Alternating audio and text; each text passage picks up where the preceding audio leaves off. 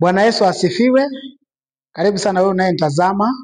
Ningependa kukuambia kitu kimoja mpendwa, ya kwamba ukitaka kufika mbali, heshimu waliokutangulia.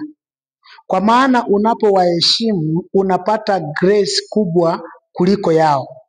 Lakini usipowaheshimu unajipea limitation. Mahali wao wamefika, wewe hutafika hapo. Lakini ukiwaheshimu tu, yani unapata grace, vile wao wamefika, wewe utaenda zaidi. Unapata nguvu ya kuenda zaidi ya wao. Kwa hivyo hata kama wale wamekupita wako mbele zako, hawana akili, hawaelewi, wewe ni msomi kuliko wao, una akili nyingi kuliko wao, ni vyema kuwaheshimu.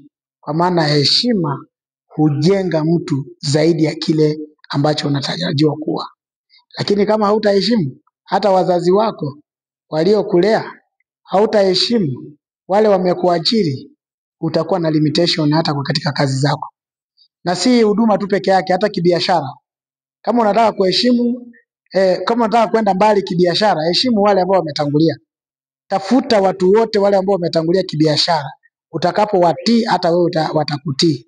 Ama hata wewe utapata neema ya kwenda zaidi. Ukiwa mwizi ukiibia mdosi wako sahihi, siku ile utakuwa na yako, hata wewe utaibiwa. Kwa maana apandacho mtu ndicho anachokivuna. Ukiwa mjeuri, hata wewe utakapokuwa kiongozi utakuwa na wafanyikazi wajeuri.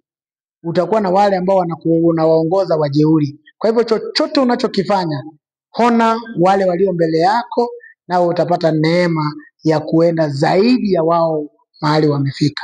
Mungu akubariki sana. Ni follow, like and comment. Amen.